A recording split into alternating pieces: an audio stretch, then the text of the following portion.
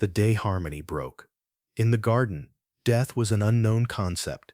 There were no withered leaves, no creature hunted down, no goodbyes, only steady mornings, warm light, clear rivers, and a peace so profound it seemed to breathe on its own.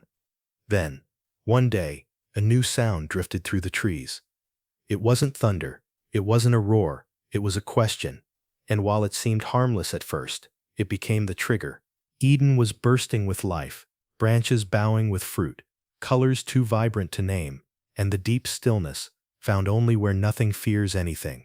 God had given Adam and Eve everything, along with one command, a boundary intended not as a trap, but as a covering. It wasn't a maze, it was a single, clear line, an invitation to trust. Then the serpent spoke, not loudly, not with violence. It was more like a curious thought voiced aloud, almost casual. Yea, hath God said, ye shall not eat of every tree of the garden. Genesis 3:1. That's the core of the deception. It sounds like a simple query, but it subtly tilts the entire world. God had granted them free access to every tree except one. The serpent took that vast abundance and framed it as a harsh restriction, suggesting God was actually holding out on them. Eve responds, explaining the boundary. But the mere act of engaging in the conversation has already edged her closer to the very line she was meant to respect. And the serpent doesn't stop at God's words. He goes straight for God's heart. He flat out contradicts him. Then he sets the real hook. You're missing out. God is keeping a secret from you. You deserve better. You can run your own life. This was never just about fruit. It was a crisis of authority. Who holds the right to define good and evil? God or us? Eve looked again. The fruit was still beautiful. The seductive promise still felt powerful. And everything turned on one quiet moment. She took of the fruit thereof, and did eat, and gave also unto her husband with her, and he did eat. Genesis 3:6. No lightning flashed.